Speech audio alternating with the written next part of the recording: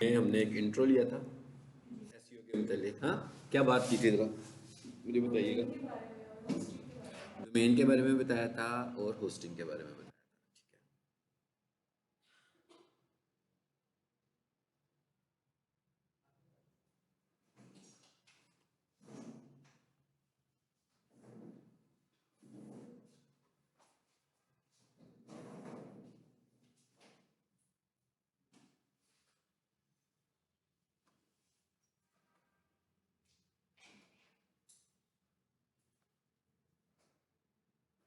हम ये डिस्कस कर रहे थे कि भाई जब हम लोगों ने अपनी वेबसाइट को लाइव करना होता है तो हमें डोमेन की ज़रूरत है और होस्टिंग की ज़रूरत है। और हमारे पास बहुत सारी वेबसाइट्स हैं जो ये सर्विसेज हमें प्रोवाइड करती हैं ऑनलाइन।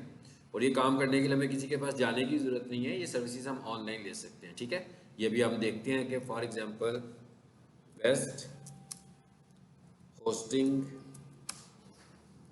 कंपनीज इन लाहौर या इन पाकिस्तान लिख लेते हैं। हाँ, देखिएगा जरा, वेबसोल आ गया, अमेजोन वेब सर्विसेज अमेजोन के नाम से ये भी दे रहे हैं। अच्छा, होस्टिंगर ये भी है, और ये गूगल एड्स चलने लगे हुए हैं, स्पॉन्सर्ड लिखा हुआ आ रहा है ना इनके।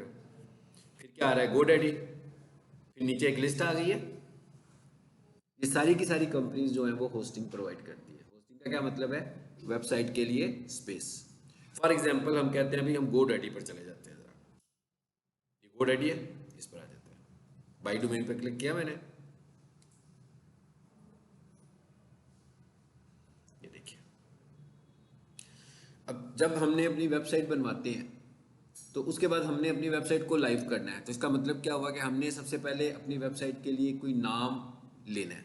जैसे jiyo.tv है, जैसे yahoo.com है, हर वेबसाइट का कोई ना कोई नाम है।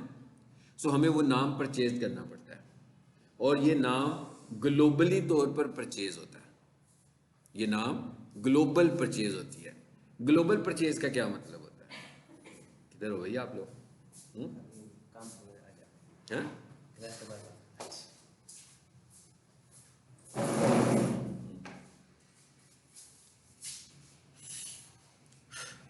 तो सबसे पहले हमने नाम परचेज करना है। फॉर एग्जाम्पल हम सपोज करते हैं भाई हमने एक बिजनेस रजिस्टर करवाना है जिसका नाम है नजीब एंड सन्स .com। अच्छा, एक और चीज़ आती है, देखिए .com। हर डोमेन जो होती है उसकी कोई एक्सटेंशन होती है, वो एक्सटेंशन से रिकग्नाइज। जैसे हम कह रहे हैं ना jiyo.tv, तो yahoo.com, DECKitchen.org। तो हर डोमेन के साथ एक एक्सटेंशन लगी हुई है, यानी हम जब इसको यूं लिखेंगे तो हम यूं कहेंगे, देखें, DECKitchen.org, yahoo.com, ठीक है ना, google.com।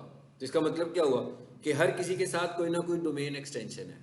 जो सबसे पॉपुलर और जब जो सबसे स्ट्रॉन्ग डोमेन एक्सटेंशन है वो .com है। एसईओ के हवाले से भी गूगल जिस एक्सटेंशन को रेकमेंड करता है वो .com है। मतलब रेकमेंड करने का क्या मतलब है कि वो इसको ज़्यादा वेट देता है। यानी ऐसी वेबसाइट्स जिनकी एक्सटेंशन .com हो और इसका कंपटीशन हो किसी ऐसी वेबसाइट से जिसकी एक्सटेंशन .org हो, तो .com को गूगल एसईओ के हवाले से ज़्यादा वेट देगा। ठीक है, इसलिए हमारी प्रायोरिटी ये होती है कि हम सबसे पहले .com परचेज करते हैं। हाँ, अलबत्ता अगर ना मिले तो फिर हम दूसरी पर जाते हैं। अब देखिएगा ज़रा, ये हम बिल्कुल एक लाइव काम कर रहे हैं, यानी मैं सपोज कर रहा हूँ कि हमने डोमेन खरीदनी है। तो हमने डोमेन कैसे खरीदनी है, मैं GoDaddy पर आ गया हूँ। ठीक है, मैंने लिखा जी नजीब एंड सन्स और लिख के सर्च कर दिया, देखते हैं क्या होता है। आपने बताना है क्या हुआ।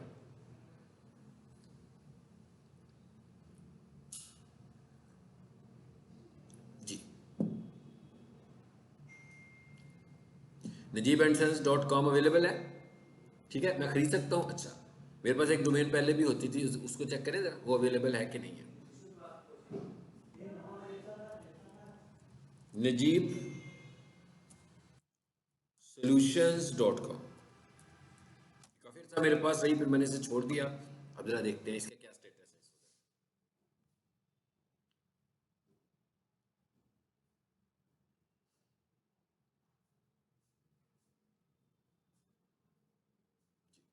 जरा देखें, कहता है ब्रोकर सर्विस फीस कितनी है, 12,000 ब्रोकर सर्विस फीस है। इसका मतलब क्या है, ये मैंने कहा ना ये डोमेन मैंने अपने पास रखी और कुछ अर्सा छोड़ दिया, तो जैसे ही मैंने इसको छोड़ा ना तो बीच में से किसी ब्रोकर ने इसको परचेज कर लिया, कोई किसी और ने परचेज कर लिया, उस ब्रोकर के पास आ गई। पहले मैं इसको करता हूँ ऐड टू कार्ट। सबको पता है ना ऐड टू कार्ट का क्या मतलब होता है, देखते हैं क्या प्राइस आती है इसकी।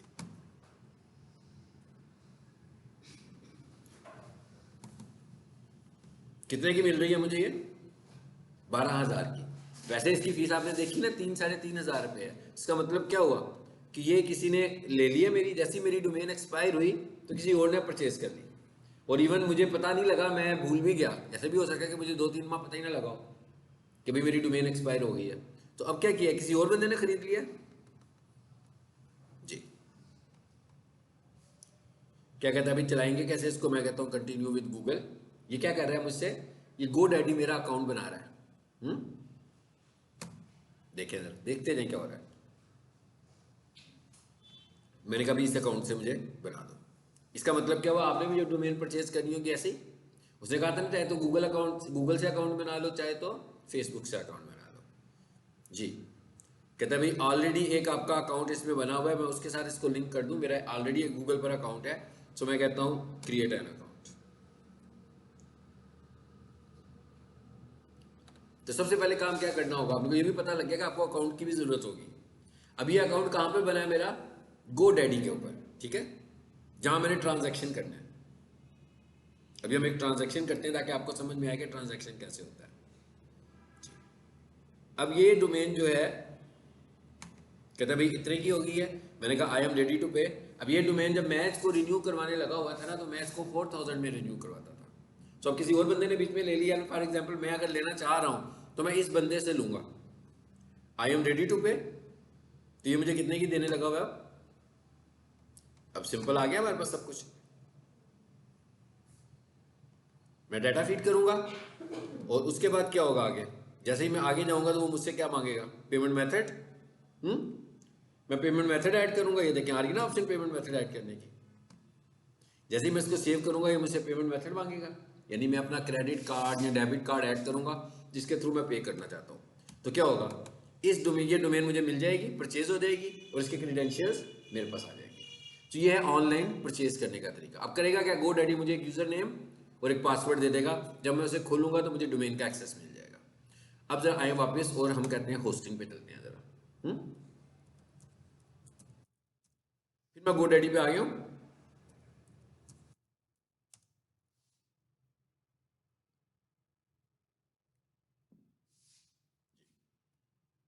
अब हमें क्या चाहिए, होस्टिंग चाहिए, तो मैं इधर आ रहा हूं।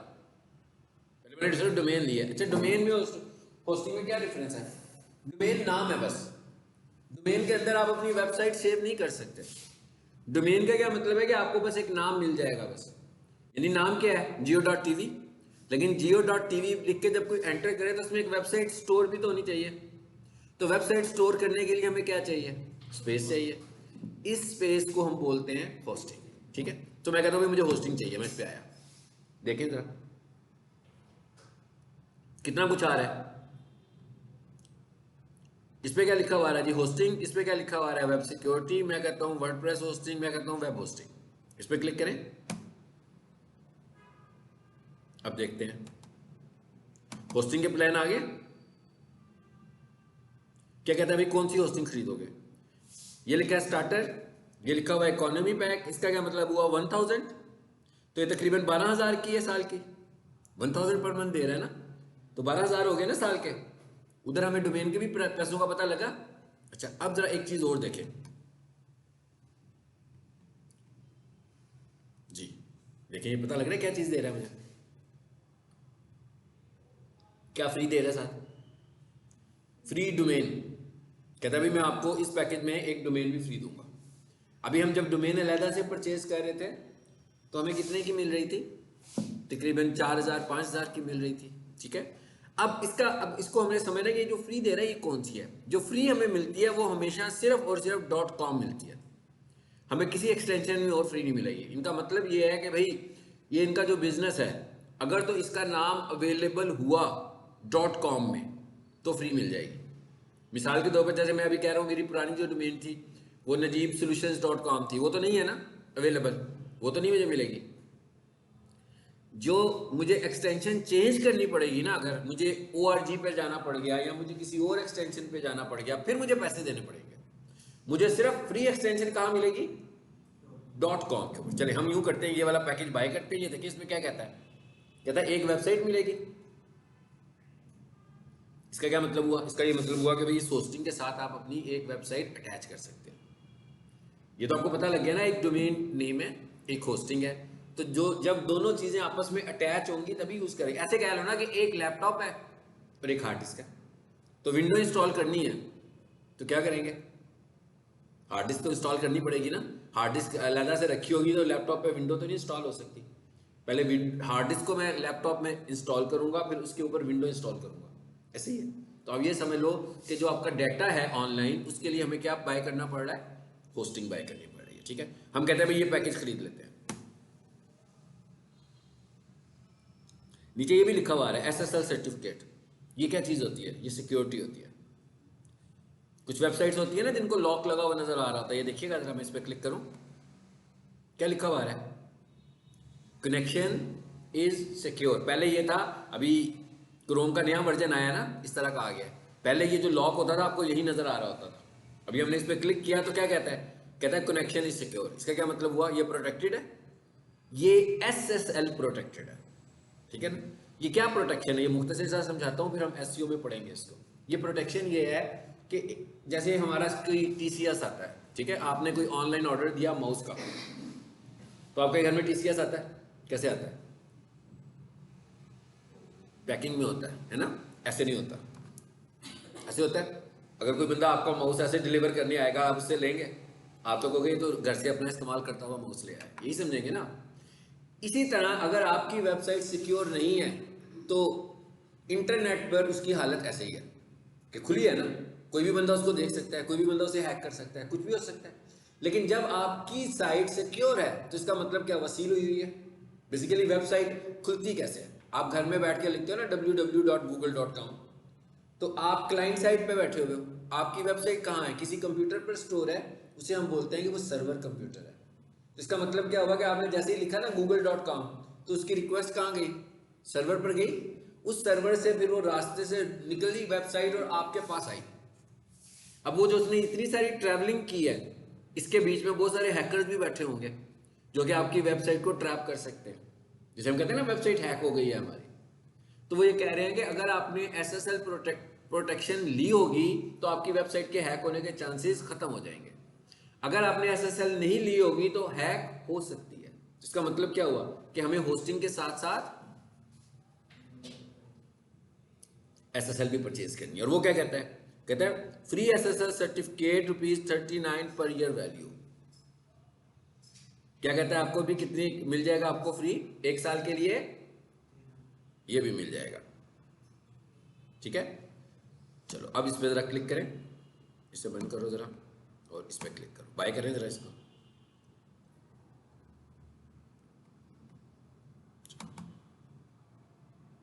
पूछ रहा है क्या क्या लेना है आपने। देखिए सबसे पहले क्या कह रहा है? कहता है हाँ भाई 12 महीनों के लेनी है कि 1 महीने के लिए लेनी है? 1 महीने के लिए टेस्टिंग करनी हो तो भी कर सकते हैं हम लोग, हाँ लेकर। लेकिन ज़्यादा रिकमेंडेड होता है अगर आपने वेबसाइट को रन करना है तो आप इसको 12 माह के लिए लोगे। मैंने कहा जी 12 महीनों के लिए लेनी है हमने। ओके, अच्छा उसके बाद आगे क्या कह रहा है? ईमेल भी चाहिए? हम कहते हैं नहीं चाहिए जी। SSL चाहिए? ठीक है, मिल गई है ना साथ में SSL। अच्छा उसके बाद क्या कह रहा है? सबसे ऊपर क्या आ रहा था? Web hosting. कितने का पैकेज बन गया हमारा? 36,000 का। अच्छा ये 36,000 का इसने क्यों बनाया? इसमें कोई चीज और भी ऐड हुई है हमारी। हाँ 7 आइटम्स आ रहे हैं। देखिए जरा कौन सा आइटम है जो पेड हो रहा है, इसको रिमूव कर दें। हाँ ये क्या लिखा हुआ? Free with this plan. It's okay, इसको रहने दें। फिर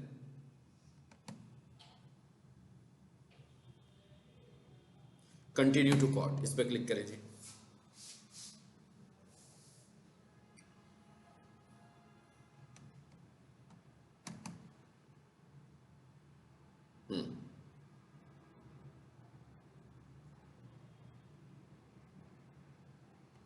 ये देखिए वो हमने ये डोमेन भी तो बाय किया ना, डोमेन हमने ली हुई है ना, वो उसकी फीस में आ रही है। इसको वो मैंने पहले बाय की थी, इसको हम रिमूव कर देते हैं। चलो अब पता लग गया हमें क्या क्या मिल गया। अब हमने ये पैकेज ले लिया उससे। अब इस पैकेज में उसने मुझे कहा कि मैं आपको डोमेन फ्री दूंगा, लेकिन वो वाली डोमेन दूंगा जो अवेलेबल होगी। अगर .com की कोई भी डोमेन है, जैसे मैं कह रहा हूँ ना नजीब एंड सन्स मेरी वेबसाइट थी, तो मैंने कहा दे दो, वो कहता नहीं भाई ये तो पहले खरीदी जा चुकी है, तो मैं उसे कहता हूँ फिर najeebandSons.org दे दो, तो वो कहेगा इसकी फीस लगेगी। लेकिन अगर .com में नाम, हाँ मैं नजीब एंड सन्स के स्पेलिंग चेंज कर लूँ और मैं उसे कोई यार चलो सन्स के SONS के साथ नहीं ना अवेलेबल, SONSS के साथ मुझे देखो अगर अवेलेबल है तो दे दो, यानी मैं स्पेल चेक करके चेंज करके भी उसको, फाइवर है ना, फाइवर की क्या स्पेलिंग है, फाइवर की साइट पे भी जाते हैं हम, FIVERR है ना। इसका मतलब क्या होगा, यही प्रॉब्लम था ना उनका भी, उन्हें भी नहीं ना मिला होगा नाम फाइवर का, किसी ने पहले ही उनसे ले लिया होगा fiverr.com। सो उन्होंने क्या कहा होगा कि लेना तो हमने फाइवर ही है और लेना भी हमने .com पे ही है, तो उन्होंने कहा फिर क्या कर दिया, फाइवर के साथ स्पेलिंग चेंज कर दिया। समझ में आई बात की ना आपको। तो आप थोड़े से स्पेलिंग को, क्योंकि वो जो फाइवर कहना चाह रहे हैं वो एक आर से करेंगे लोग तब भी इसको फाइवर ही पढ़ेंगे, और 2 आर के साथ कर देंगे तो भी लोग उसको फाइवर ही पढ़ेंगे।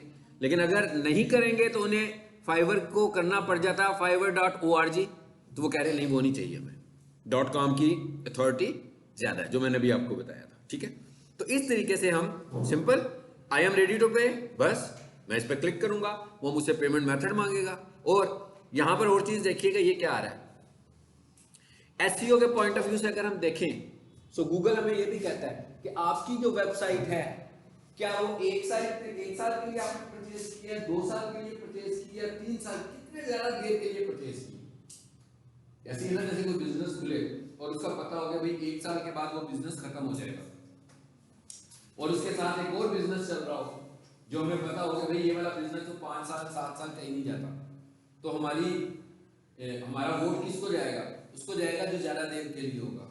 इसी तरह एसईओ भी यही कहती है कि जब मैं एसईओ के फैक्टर चेक करूंगी तो मैंने ये देखना है कि ज्यादा देर के लिए कौन सी वेबसाइट है। तो इसका मतलब क्या हुआ कि हमें अपने क्लाइंट्स को ये भी बताना होता है कि भाई आपने खरीदनी तो है ही है, हर साल आपने जो पेमेंट करनी है, चलो कम से कम 3 साल के लिए एक ही दफा खरीद लो। इससे फायदा क्या होगा कि आपके कंपटीटर की वेबसाइट अगर 1 साल के लिए है और आपकी वेबसाइट अगर 3 साल के लिए है, तो आपकी वेबसाइट की अथॉरिटी उसकी वेबसाइट की अथॉरिटी से बहुत ज्यादा होगी, यानी गूगल का एक फैक्टर आप उससे स्ट्रॉन्ग कर लोगे अपना। तो ये तरीका होता है परचेज करने का, समझ में आ गया तरीका। यानी इसका मतलब ये है कि मैंने अब आपको अगली असाइनमेंट यही देनी है कि आप लोगों ने ये सारा प्रोसीजर करना है, जैसे मैंने यहां पर कहा ना आई एम रेडी टू पे, आ गया ना सीधा, तो यहां तक आपने आना है, इस जगह तक आपने आना है। मैं जैसे इस फॉर्म को फिल करूंगा तो अगला ये वाला ऑप्शन ऑन हो जाएगा हमारा पेमेंट मेथड ऐड करने का। ठीक है, देखिए क्या क्या पूछ रहा है मुझसे, country, address, phone number, city, सब कुछ चीजें पूछ रहा है। उसके बाद जैसे ही मैं इसको सेव करूंगा तो पेमेंट मेथड भी हमारा इनेबल हो जाएगा। सो हम यहां से अपना पेमेंट मेथड ऐड करेंगे, उसी वक्त मुझे ईमेल आ जाएगी कि जनाब ये डोमेन आपने खरीद ली है, ये इसका यूजर नेम और ये इसका पासवर्ड है, इसे आपने लॉग इन करना है। तो ठीक है, कहां पर ईमेल आएगी, जिस ईमेल के साथ हमने ये सारा काम किया होगा। चलिए अब वापस आ जाते हैं। ये तो थी डोमेन।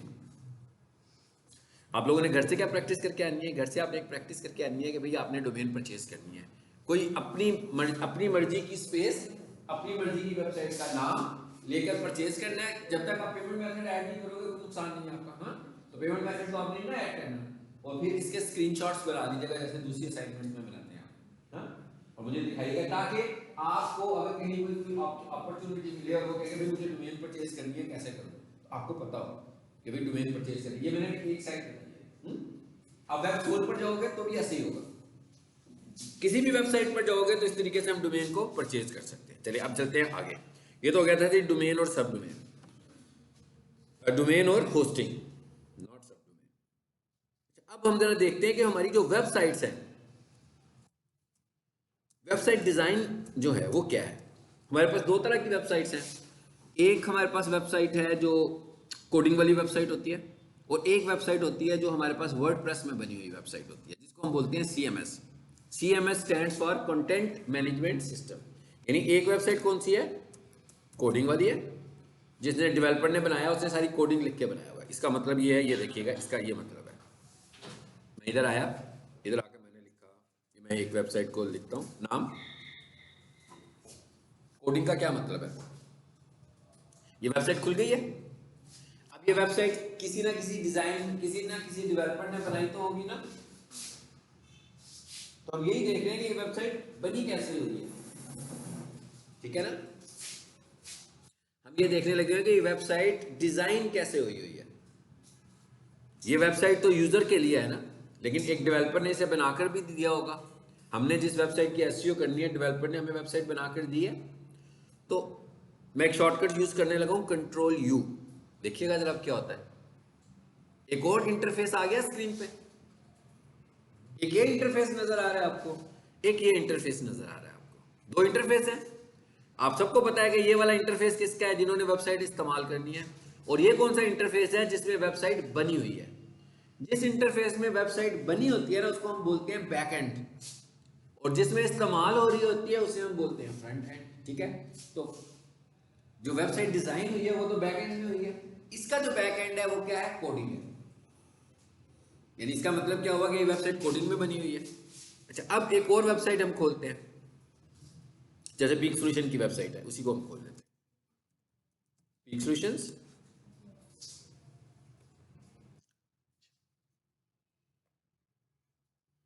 ये वेबसाइट किस में बनी हुई है, ये वेबसाइट ना सीएमएस में बनी हुई है। सीएमएस स्टैंड्स फॉर, मैंने क्या बताया था आपको, कंटेंट मैनेजमेंट सिस्टम।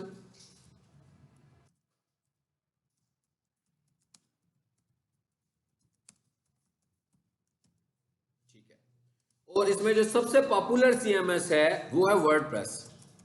वैसे शॉपिफाई भी है, लेकिन वो जो हमारे पास ई कॉमर्स की साइट्स होती हैं वो ज्यादा उसमें बनती है। जब हम ये एनालिसिस करें ना कि भाई सीएमएस में सबसे ज्यादा वेबसाइट किस सीएमएस में है, तो सबसे मोर देन 50% वेबसाइट्स वर्डप्रेस में।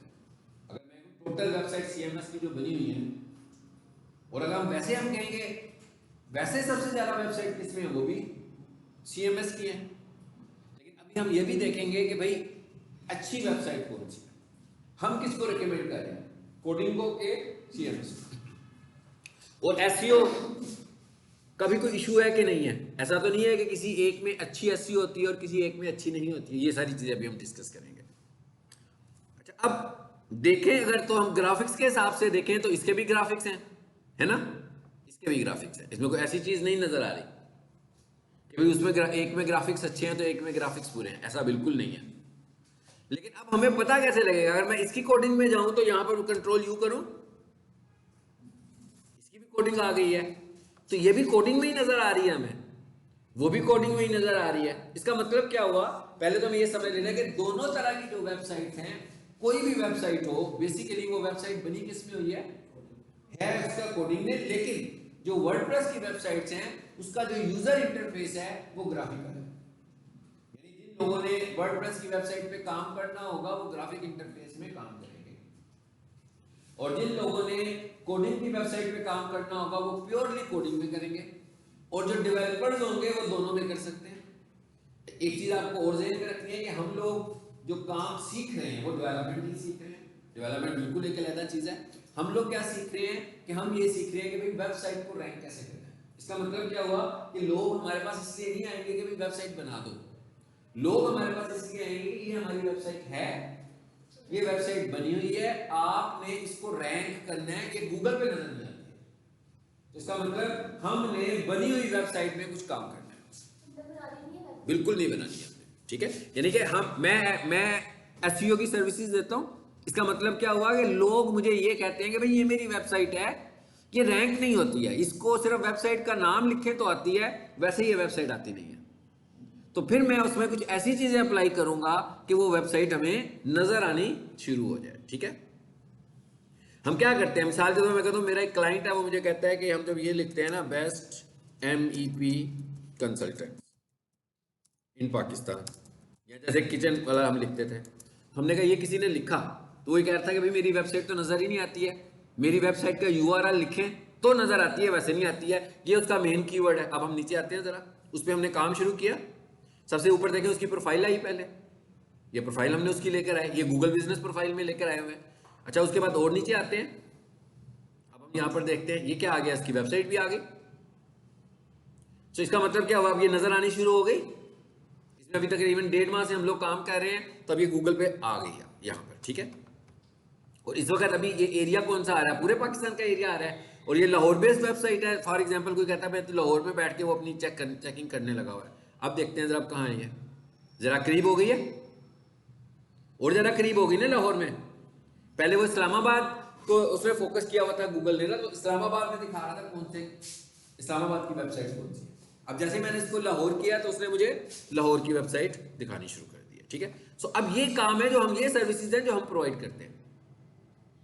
इसका मतलब क्या हुआ कि उसने मुझे अपनी ये वेबसाइट दी होगी कि ये है मेरी वेबसाइट, तो इसको आप रैंक करते हैं भाई। ये जब भी हमने खोलनी होती है ना तो हम लिखते हैं mepies.com। हमारी सर्विसेज पर नजर नहीं आती है। सर्विसेज और प्रोडक्ट्स क्या होंगी, कीवर्ड्स, जिसपे आगे जाकर हम पढ़ेंगे। कीवर्ड्स के ऊपर भी काम करना है हम लोगों ने, मेन इंपॉर्टेंट काम है कीवर्ड्स क्या है हमारा, ठीक है, उस पर भी हमें काम करना है। अब अगला क्या, अगली चीज क्या है, अगली चीज ये है कि अब हमें ये चेक करना है, सबसे पहले तो ये चेक करना है जब कोई क्लाइंट मुझे कोई वेबसाइट देता है तो मुझे पहले तो ये देखना होता है ना भाई ये वेबसाइट बनी किसने हुई है। ये वाली वेबसाइट वर्डप्रेस में बनी हुई है कि कोडिंग, मैंने आपसे कहा ना 2 इंटरफेसेस हैं, क्योंकि 2 इंटरफेसेस में जाकर मुझे काम करना है। अब आप ये पहले मैंने आपको कहा कि आपने वेब डेवलपमेंट नहीं सीखी, ऐसे ही है ना। अब आप क्या कह रहे हो कि इसमें जाके काम करने, इसका मतलब क्या हुआ कि हमें वेबसाइट्स को मैनिपुलेट करना आना चाहिए। यानी इतना काम हमने सीखना है कि हम किसी वेबसाइट में चेंजेस कर सकें। हमने ये काम नहीं सीखना है कि हम वेबसाइट बना सकें, एक बनी हुई वेबसाइट को खोलकर उसमें चेंजेस कर सकें। और मुझे पता है कि आप में कोई भी ये काम नहीं कर सकता। तो ये काम हम एसईओ से पहले सीख लेते हैं, लेकिन ये काम सीखने में हमारा कोई बहुत सारे एफर्ट्स की जरूरत नहीं है, क्योंकि हमने पहली बात ये कि वेबसाइट का डिजाइन बिल्कुल चेंज नहीं करना। हमारे पास जो वेबसाइट का डिजाइन है वो वही रहेगा, लेकिन जो चीजें मिसिंग होगी एसईओ के हवाले से वो हम उस पर लेकर आएंगे। अभी वो भी हम डिस्कस करते हैं कि वो कौन सी चीजें हैं जो हमने उसमें लेके आनी। तो अब अगला टॉपिक क्या हमारा, अगला टॉपिक ये है कि भाई हमें पता कैसे लगेगा कि ये वेबसाइट किस में बनी हुई है, ठीक है ना। यानी टॉपिक क्या है हमारा,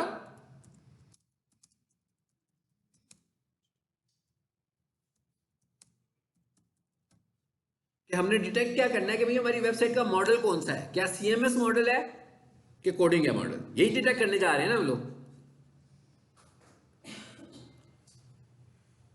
क्योंकि जब मैंने वेबसाइट की कोडिंग में गया था, कैसे गया था, कंट्रोल यू करके, तो दोनों सूत्रों में ही कोडिंग नजर आ गई। तो अभी मुझे पता तो नहीं लग रहा कि वेबसाइट सीएमएस की है कि कोडिंग की है। तो अब हम कैसे चेक करेंगे, देखिएगा हम चेक करेंगे, एक वेबसाइट है हमारे पास सीएमएस, बहुत सारी वेबसाइट्स होंगी। एक वेबसाइट है उसका नाम है जी CMS Detect.com। नाम से ही पता लग रहा है ना क्या करेगा, बताएगा कि ये जो वेबसाइट है ये CMS में है या नहीं है। बस इतना सा इसने बताना है हमें कि क्या ये CMS में है। अगर वो CMS में होगी तो बता देगा CMS में है, अगर CMS में नहीं है तो बताएगा कि ये CMS में नहीं है। इसका मतलब किसमें है, कोडिंग में है, ठीक है। तो हम इधर आते हैं और इधर आकर मैं लिखता हूँ, बेशक मैं यहाँ आकर डायरेक्ट वेबसाइट का नाम लिख लूँ या मैं लिख लूँ ऑनलाइन CMS डिटेक्टर। ये कीवर्ड लिखा मैंने कि भाई मुझे CMS डिटेक्टर चाहिए, तो सबसे ऊपर वही आ गई है CMS डिटेक्ट का, और भी आ रही है नीचे।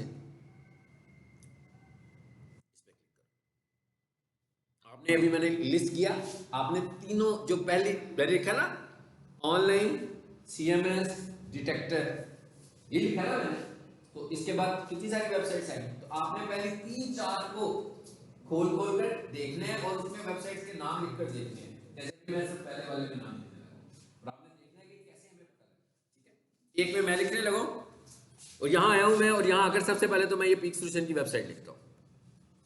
अब मैंने ये देखना है कि पीक सोल्यूशन पे SSL है कि नहीं है। देखिएगा मैं इस पर क्लिक करता हूं, है कि नहीं है ना। अच्छा, और देखते हैं किसी और वेबसाइट पे।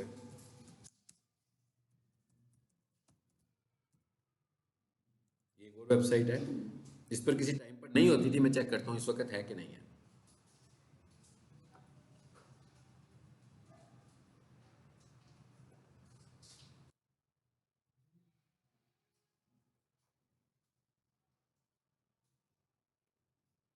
जी, इस इसमें भी है। चलो अब इधर आ जाएं जी। पहले हम इसे कॉपी करने लगे थे और मैं इसे जाकर पेस्ट कर देता हूं यहां पे। आप लोग क्या कर रहे हो? कैंटीन लग रही है मुझे, गलत, बुरी बात है। इसे बंद करें। चलो कहते अभी बहुत देर हो गई आपको इसे खोले हुए, इसको रीलोड कर लेते हैं।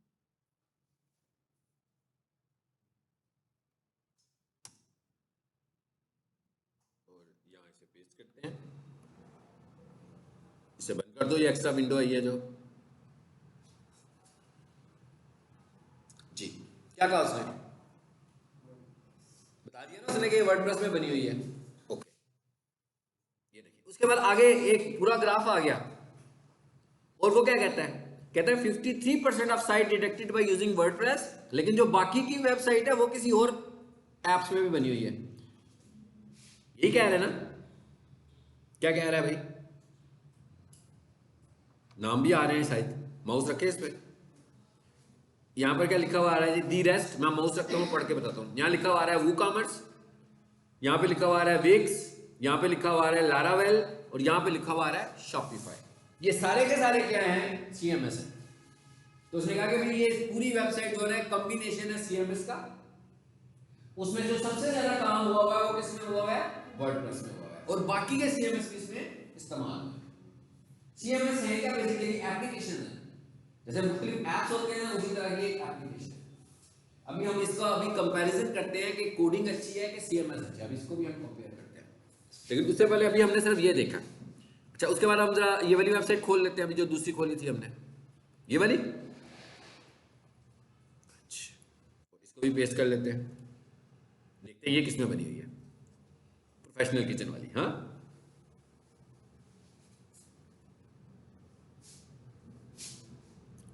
आपने बताना।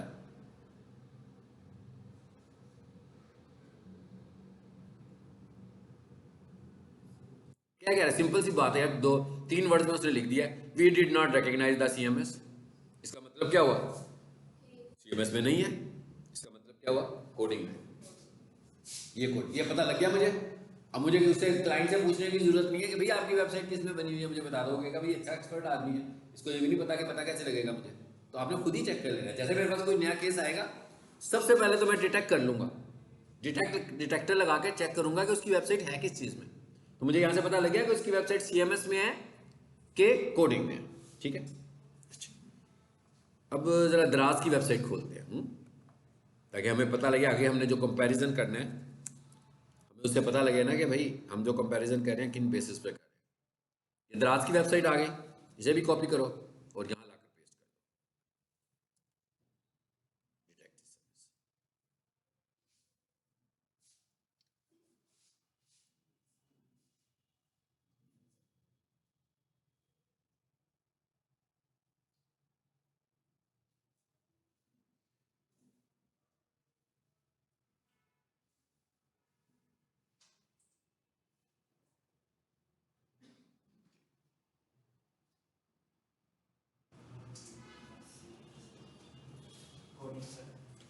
जी पता लग गया, ताकि आपको ये फील हो जाए किसमें बनी है जी? कोडिंग में। इसका मतलब क्या हुआ कि दराज जैसी वेबसाइट, और ये एक टाइम था कि दराज पहले शुरू में वर्डप्रेस में थी, फिर इसमें बग्स आए तो उन्होंने इसको कन्वर्ट किया हुआ है कोडिंग में। तो अब ये कोडिंग में है। तो एक चीज अब हमें ये साबित होगी कि coding is most secure then CMS. अच्छा, क्यों सिक्योर है इसको जरा डिस्कस करते हैं। Coding versus CMS. कोडिंग में काम कैसे होता है और सीएमएस में काम कैसे होता है, ये समझते हैं सबसे पहले। अभी आपने देखा कि उसने कहा कि भाई 54% बनी हुई है इसमें, और उसके बाद 54% इसमें बनने के बाद इसमें छोटे छोटे और भी सीएमएस यूज हुए हैं। तो इसका मतलब क्या हुआ कि एक चीज एक से ज्यादा चीजों से मिलकर बनी है। तो अगर उस मेन कंपोनेंट में कोई प्रॉब्लम आता है तो उसके रिस्पॉन्सिबल बहुत सारे कंपोनेंट्स हो सकते हैं। हो सकता है वर्डप्रेस प्रॉब्लम ना करे, वो विक्स का जो प्लगइन लगा हुआ है वो प्रॉब्लम कर जाए, जो लारावेल का प्लगइन लगा हुआ था वो प्रॉब्लम कर जाए। वो कितने परसेंट आ रहा था? 10% आ रहा था। लेकिन वो प्रॉब्लम किया तो वेबसाइट तो डिस्टर्ब होगी ना। कोडिंग में क्या चीज है? कोडिंग में ये है कि आपने कोड लिख दिया, इसके लिए आपको किसी ऐप की जरूरत ही नहीं है, डायरेक्ट कोडिंग कर रहे हो। अब जब आप ऐप यूज कर रहे हो, अपने मोबाइल पे भी ऐप यूज करते हैं ना, व्हाट्सएप यूज करते हो। मिसाल के तौर पर अगर आपने एक एग्जांपल दे रहा हूं कि अगर पिछले 1 साल से अपना व्हाट्सएप अपडेट ना किया होता तो क्या हालात होता? व्हाट्सएप सही काम कर रहा होता? नहीं करता था उसने काम। इसी तरह कोई भी ऐप नहीं काम नहीं करेगा। इवन गूगल मैप याद है नहीं, जब मैंने पढ़ाया था आपको तो मैंने क्या कहा था कि सबसे पहले चेक कर लो भाई कोई अपडेट तो नहीं आई हुई, ताकि ये ना हो कि कोई गड़बड़ हो तो हमें लगे कि हम कुछ और गलती कर रहे हैं, हालांकि वो उसकी लेटेस्ट वर्जन का इशू होगा। इसका मतलब क्या हुआ कि जितने भी ऐप्स हैं इन्हें हमें अपडेट करना पड़ता है, या ऑटो अपडेट लगाना पड़ता है ताकि अपडेटेड आ रहे हो। और फिर इन ऐप्स में ये भी होता है सम टाइम कि वो ये कहता है कि भाई ये पुराना ऐप तो अब एक्सपायर हो गया, इसकी जगह पर ये नया आ गया, अब इसको इंस्टॉल कर लो। अब एक बंदा जिसने वर्डप्रेस में वेबसाइट बनाई है, अगर वो इन सारी चीज़ों में पड़ेगा, उसे बेचारे को क्या पता? उसे तो पता ही नहीं वेबसाइट होती क्या है, उसे क्या पता प्लगइन क्या होता है, उसे क्या पता CMS क्या होता है, उसे क्या पता कोडिंग क्या होता है। उसने तो किसी बंदे को पैसे दिए थे कि लो भाई ये 20,000 रुपये लो, 50,000 रुपये लो, मेरी वेबसाइट बना दो। उसने उसको वेबसाइट बनाकर दे दी और गायब हो गया खुद से बंदा। अब 4 महीनों के बाद, 2 महीनों के बाद, 3 महीनों के बाद उसकी वेबसाइट के किसी प्लगइन में कोई इशू आया ना, उसको भी नहीं पता। इश्यूज बढ़ते जा रहे हैं। आहिस्ता आहिस्ता क्या हुआ कि आपकी वेबसाइट के अंदर वल्नरेबिलिटी होल्स बढ़ते गए। यानी क्या चीजें बढ़ती गई कि ऐसे रास्ते बढ़ते गए कि हैकर्स आपकी वेबसाइट को हैक कर लें, और एक टाइम आया और आपकी वेबसाइट हैक हो गई। फिर आपने बंदे को ढूंढना शुरू कर दिया, वो तो मिला नहीं, आपने किसी और बंदे से कहा कि भाई ये मेरी वेबसाइट वर्डप्रेस की चीज़ को ठीक कर दो, सब चीज़ें मेरे पास हैं, आप इसे ठीक कर दें। उसने कहना है कि भाई ये तो बुरी तरीके से डिस्टर्ब हुई है, तो इसको ठीक करने के मैं इतने पैसे लूँगा। ऐसे ही है ना, जैसे कोई बंदा पहले कमरा बनाए और फिर इसे तोड़े और अल्ट्रेशन करे, और जितनी दफ़ा अल्ट्रेशन करेगा बनने में ज़्यादा टाइम लगेगा, बनने वाले टाइम से ज़्यादा टाइम लगेगा, और एफर्ट भी ज़्यादा लगेगी जब हम उसको रीबिल्ड कर रहे होंगे। तो वो कहेगा भाई आप इस तरह करें, इसे छोड़े, मुझसे नहीं बनवा लें। इस तरह जो वर्डप्रेस की वेबसाइट्स हैं उनका लाइफ टाइम जो होता है वो अच्छा नहीं होता, और उनके अंदर सिक्योरिटी होल्स बहुत सारे होते हैं, यानी उनके खराब होने के बहुत सारे चांसेस होते हैं। लेकिन ऑन द अदर हैंड अगर हम देखें तो ये वाली वेबसाइट्स कीप रेट्स पे भी बन जाती हैं और जल्दी भी बन जाती है, क्योंकि भाई इसमें कोडिंग तो करनी नहीं है। एक ग्राफिक इंटरफेस है, जैसे आप लोग पावर पॉइंट यूज करते हो, ड्रैग एंड ड्रॉप भी होता है ना, फिर टेक्स्ट बॉक्स लगा लिया, तस्वीर लगा ली, ड्रैग एंड ड्रॉप करने लगे हो, पावर पॉइंट में आपकी स्लाइड तैयार हो जाती है फौरन। तो ये वाली वेबसाइट बनाना तो बहुत आसान है, बहुत जल्दी से भी बन जाती है, लेकिन इनके अंदर ये वाले बग्स होते हैं।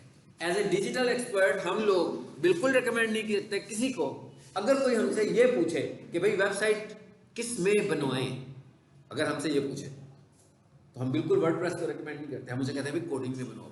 लेकिन अब ये जो मेरे भी वेबसाइट आपको दिखा रहा हूँ, ये वाली वेबसाइट किस में बनी हुई है देखें जरा, जिसकी मैंने SEO अभी शुरू किया लेटेस्ट, MEPIES था ना, मेरा ख्याल है यही था, MEPIES।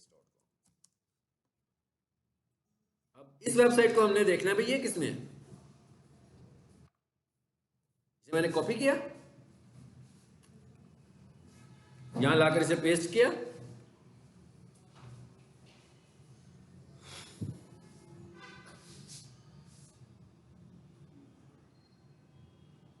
जी क्या कहता है, इज बिल्ड यूजिंग WooCommerce।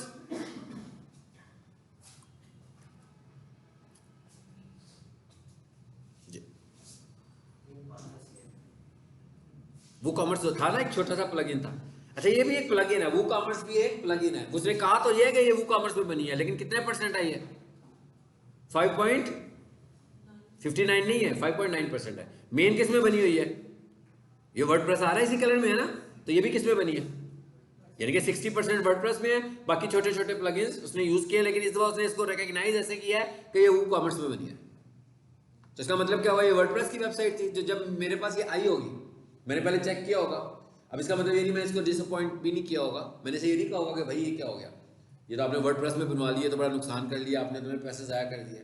हमने इसे कुछ नहीं कहा, हमने इसकी वेबसाइट पे काम करना शुरू कर दिया। लेकिन अगर यही बंदा पहले वेबसाइट बनवाना चाहता और मुझसे एडवाइस मांगता कि भाई मैं कोडिंग में बनवाऊंगा या वर्डप्रेस में बनाऊँ, तो मैं उसे कभी भी रिकमेंड ना करता कि वर्डप्रेस में बनाऊँ। लेकिन क्योंकि ये वेबसाइट वर्डप्रेस में बन गई है, तो हमने इस पे काम शुरू कर दिया और अब हमने देखा, मैंने आपसे कहा था कि डेढ़ एक महीने में ये रैंक भी हो रही है। इसका मतलब क्या हुआ, अब हमें ये पता लग गया कि वर्डप्रेस की वेबसाइट के साथ एसईओ का कोई इशू नहीं है। यानी ऐसा कोई इशू नहीं है कि वर्डप्रेस की वेबसाइट में सिक्योरिटी होल्स तो जरूर है, लेकिन एसईओ के पॉइंट ऑफ व्यू से इसमें कोई प्रॉब्लम नहीं है। ऐसा नहीं है कि इसकी एसईओ में कुछ इश्यूज आ जाएंगे, एसईओ में कोई प्रॉब्लम नहीं है। जिस तरह हम कोडिंग की वेबसाइट की एसईओ कर लेते हैं, इसी तरह हम इसकी कर लेते हैं। फर्क क्या है, कोडिंग की वेबसाइट में मैं कोड लिख के, अब ये वेबसाइट चलती कैसे है, जितनी भी सीएमएस वेबसाइट चलती है ना, ये सब की सब चल रही होती हैं प्लगइन्स के साथ। ये जितनी भी वेबसाइट चल रही हैं ये प्लगइन्स के मदद से चल रही हैं। इसका मतलब क्या हुआ, इसका मतलब ये हुआ कि भाई आपने एसईओ करनी है ना, उसके लिए भी एक प्लगइन चाहिए। आपने कॉन्टैक्ट अस का फॉर्म बनाना है, उसके लिए भी एक प्लगइन चाहिए। वो आप में जो कहते हैं ना ड्रैग एंड ड्रॉप करके वेबसाइट बना रहे हो, उसके लिए भी आपको प्लगइन चाहिए। यानी आपको इन सारी चीजों के लिए क्या चाहिए, प्लगइन्स चाहिए। अब ये प्लगइन्स फ्री तो नहीं है, पेड है। अब जो लोग सस्ती वेबसाइट बनाकर दे देते हैं वो क्या करते हैं, फ्री प्लगइन्स यूज करते हैं। तो फ्री प्लगइन्स यूज करोगे तो वो जैसे ट्रायल वर्जन होता है किसी चीज का, एक लिमिटेड टाइम पीरियड होता है ना उसका, और लिमिटेड फीचर्स होते हैं। इसका मतलब क्या हुआ कि लिमिटेड फीचर्स होंगे, लिमिटेड टाइम पीरियड होगा, उतनी देर तक हम इसको यूज कर सकते हैं। जैसे ही वो पीरियड खत्म होगा उसके बाद हम इनको यूज भी नहीं कर सकेंगे और उसके सारे फीचर्स भी यूज नहीं कर सकते। इसका मतलब ये हुआ कि अगर मैं क्लाइंट से ये कहूंगा कि भाई मुझे ये प्लगइन्स चाहिए और पेड चाहिए, और पता लगेगा भाई ये जो एसईओ का प्लगइन है ना, ये तो मिल रहा है हमें मंथली $40 पर, जिसका मतलब क्या हुआ, उसको $40 हर महीने देने पड़ेंगे। कोडिंग की वेबसाइट में हमें किसी प्लगइन की जरूरत नहीं है, हमें सिर्फ कोडिंग स्किल की जरूरत है। और अगर आपके पास कोडिंग स्किल है तो आगे जाकर मैं आपको बताऊंगा कि हम वर्डप्रेस की वेबसाइट में जाकर कोडिंग इंटरफेस में चले जाते हैं और विदाउट यूजिंग प्लगइन भी हम ये काम कर सकते हैं। लेकिन ये कौन कर पाएगा, जिसे कोडिंग की थोड़ी सी एक्सपर्टीज होगी। सो ये तो हो गया, एक कंपैरिजन भी हो गया साथ में। अब जरा वापस आए इधर।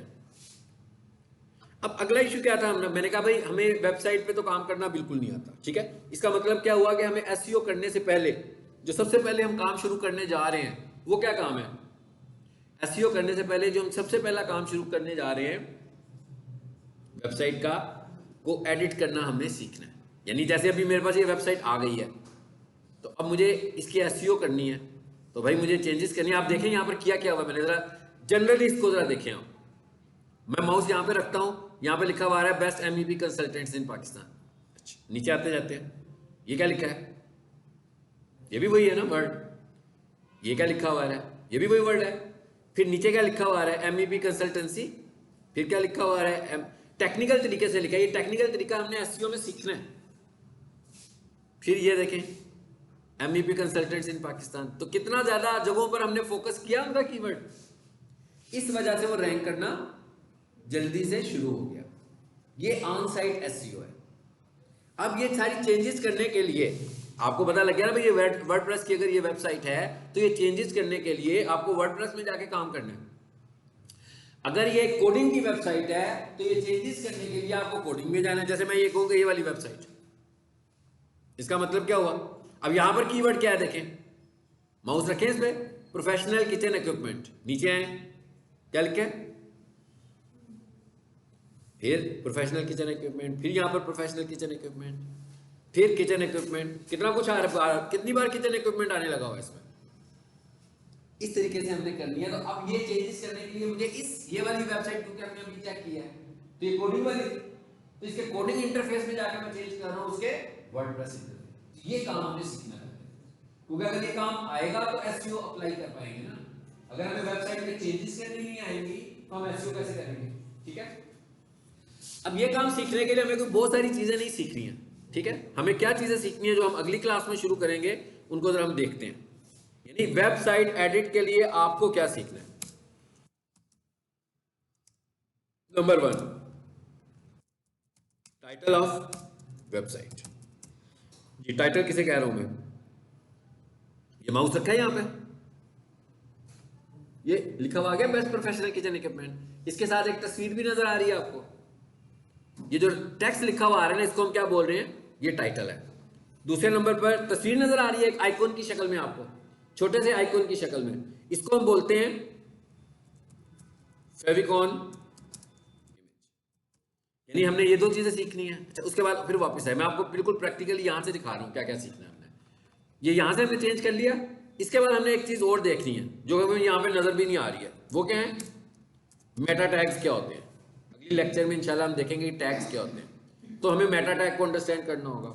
उसके बाद और देखें अगर वेबसाइट में आकर तो क्या आ रहा है, बहुत सारी जो चीजें आ रही क्या है, तस्वीरें नजर आ रही है ना बार बार वेबसाइट में हमें। तो इसका मतलब क्या होगा कि हमने क्या सीखना है? इमेज ऑप्टिमाइजेशन एंड एडिटिंग, ऐसे ही है। अच्छा, उसके बाद और देखें क्या लिखा हुआ आ रहा है। इसके अलावा कुछ कंटेंट लिखा हुआ नजर आ रहा है, ऐसे ही है। पैराग्राफ की शक्ल में कंटेंट लिखा हुआ नजर आ रहा है, और उस पैराग्राफ कंटेंट में से कुछ कंटेंट हमें बोल्ड भी नजर आ रहा है। ये हमने देखना है। How to write paragraphs with bold attributes, इसको बोल्ड कैसे करते हैं। अब आप देखें कितनी सारी वेबसाइट कवर हो गई है हमारी, मेजर चीजें कवर हो गई ना सारी की सारी। अब एक चीज हमारे पास और बच गई, और वो क्या है? वो है सबसे ऊपर क्या लिखा हुआ आ रहा है, जहां से वेबसाइट शुरू हुई है। ये सबको पता लग रहा है ना, ये हेडिंग की शक्ल में है। इन्हें हम बोलते हैं हेडिंग स्टाइल्स। भाई ये हेडिंग स्टाइल्स क्या होते हैं? बहुत ज्यादा सबसे टॉप फैक्टर होता है कंटेंट, कि आपने कंटेंट कैसा लिखा है। उसके बाद जो सेकंड फैक्टर है वो है हेडिंग स्टाइल्स, कि आपने हेडिंग स्टाइल्स को यूज किया कि नहीं किया। जैसे हम किताब पढ़ते हैं, कोई बुक रीडिंग कर रहे होते हो, है ना, क्या होता है? हेडिंग लिखी होती है, नीचे उसका कंटेंट होता है, फिर उसकी सब हेडिंग आ जाती है, फिर उसकी सब हेडिंग आ जाती है। ऐसे ही हम किसी बच्चे को पढ़ा रहे हैं, आज तक किसी बच्चे को स्कूल में पढ़ाते हुए उन्होंने ये सिखाया हो कि बुक रीडिंग करनी कैसे? नहीं सिखाते। ये नहीं कहते कि भाई ये हेडिंग है तो ये सब हेडिंग है, तो ये सब हेडिंग की सब है। ये एक नेचुरल तरीके से पता लगता है। गूगल भी यही कह रहा है, कहता है भाई आपका कंटेंट देख के नेचुरली उसको पता लगना चाहिए कि ये आपका मेन टॉपिक है, ये आपका सब टॉपिक है, ये आगे से उसका सब टॉपिक है, ये आगे से सब टॉपिक का सब टॉपिक है। कैसे पता लग जाता है? किताब खोली, सबसे ऊपर एक मेन टॉपिक लिखा है, उसके ऊपर लिखा हुआ 1, उसके बाद क्या हुआ, उसी टॉपिक का एक सब टॉपिक आ गया, तो क्या लिख देते हैं 1.2। किसी को ये डिफाइन कर पढ़ाने की जरूरत नहीं पड़ती कि भाई ये 1 और 1.2 का क्या मतलब है, सबको नेचुरली पता होता है। फिर क्या लिखा हुआ है 1.3, पता लग रहा है। पहले आया 1.1, 1.2, 1.3, सबको पता लग रहा है कि ये 1 के हिस्से थे। फिर आगे क्या हुआ 1.3.1, इसका क्या मतलब हुआ? इसका मतलब होगा कि ये जो पॉइंट है ना, पॉइंट 3 जो था, ये अब उसकी सब हेडिंग आ गई है। फिर लिखा हुआ आ गया 1.3.2, समझ में आ रही है कैसा? इस बता, ये जो किताबों में होता है इसमें तो कोई ऐसी नई चीज नहीं है, बुक में ऐसे लिखा होता है, कंटेंट इसी तरह लिखा होता है। वो कहता है भाई आपकी वेबसाइट का कंटेंट भी ऐसे होना चाहिए। अब ये देखिए, ये वो काम है जो डिजाइनर की नजर में नहीं है। ये बातें डिजाइनर की नजर में सिर्फ वेबसाइट का कंटेंट बना देना है, उसको स्टाइलिश बनाना है, उसको कलरफुल बनाना है, उसका लेआउट डिजाइन करना है, उसके सेक्शन डिफाइन करने हैं। हम उसके अंदर वो चीजें इंप्लीमेंट कर रहे हैं जो गूगल कह रहा है। तो सबसे इंपॉर्टेंट चीज है इसमें हेडिंग स्टाइल्स। आखिर में क्या चीज रह गई हमारे पास, उसको हम बोलते हैं हाइपरलिंक्स। हाइपरलिंक्स क्या होते हैं भाई? लिंक्स होते हैं ना, एक वेबसाइट में इतने सारे लिंक्स है भाई, ये भी तो लिंक है, ये भी लिंक है। अच्छा, और नीचे आए, ये क्या है? जहां जहां माउस बना हुआ ये लिंक है ना सर। ये हाइपरलिंक्स कैसे बनते हैं, ये हमारा टॉपिक। उसके बाद नीचे आओ जरा, और एक आखिरी चीज हमने और देखनी होगी, वो ये क्या आ रहा है? आपको पता है ये क्या आ रहा है? सबको पता नहीं क्या आ रहा है? गूगल बिजनेस प्रोफाइल आ रही है किसी की, क्योंकि यहां पर नाम लिखा हुआ बिजनेस का, कमर्शियल किचन इक्विपमेंट, ठीक है। ये जो हमने सेक्शन डिफाइन किया हुआ है, ये कैसे डिफाइन हुआ है? ये सेक्शन डिफाइन करने के लिए हमने एक टैग इस्तेमाल किया है, और उसका नाम है, क्या नाम है जी? आई फ्रेम का क्या मतलब है कि एक विंडो के अंदर अगर आपको एक विंडो और बनानी हो, सेक्शन बनाने हो, जैसे अभी मैं एक मार्कर लूँ और यूं करके एक लाइन लगाऊँ, और आपसे कहूँगा हाँ भाई आपको कभी 2 सेक्शन बना दिया आपने, ऐसे ही है ना। और अगर मैं इस तरह लाइन लगाऊंगा, इस तरह लाइन लगाऊंगा, फिर 2 लाइन इस तरह लगा दूंगा, तो नंबर ऑफ सेक्शंस बन गए। ये जो आई फ्रेम का टैग है, ये आपकी विंडो के सेक्शंस बनाने के काम आता है। इसको हम समझेंगे कि कैसे काम आता है। ये वो 8 चीजें हैं जिन्हें हमने जब समझ लिया तो आप समझो कि आपको सारी वेबसाइट एडिट करनी है। एक और हमें एक वेबसाइट में से सिर्फ इन्हीं को आइडेंटिफाई करना है बस। हमें अपनी पूरी वेबसाइट को नहीं देखना, बाकी की चीजों को हमने देखें। इधर आकर मैं आपको कोड दिखाऊं इस वेबसाइट का, भाई ये देखो यहां से शुरू हुआ है तो हम डर ही जाएंगे कि भाई ये खत्म ही नहीं हो रहा, ऐसे ही है ना। हमें इसका कुछ नहीं करना, हमें किसके साथ प्ले करना है, क्योंकि वो वेबसाइट के डिजाइन की सारी चीजें आ रही हैं। हमें वेबसाइट का डिजाइन तो चेंज, आपने देखा मैंने एक दफा भी नहीं कहा कि हमें वेबसाइट का डिजाइन चेंज करना है। हमें वो चीजें इसमें लानी है जो गूगल कह रहा है कि होनी चाहिए, बस वो ये 8-9 चीजें हैं। वो जब आप ये 8-9 चीजें अप्लाई कर दोगे और ये चीजें हमने सीखनी है, यही चीजें मैंने आपको सिखानी है वेबसाइट एडिटिंग के अंदर, यही चीजें हम लोग सीखने जा रहे हैं। ठीक है, इंशाल्लाह नेक्स्ट क्लास में हम लोग डायरेक्ट एडिटिंग को शुरू करेंगे। ठीक है।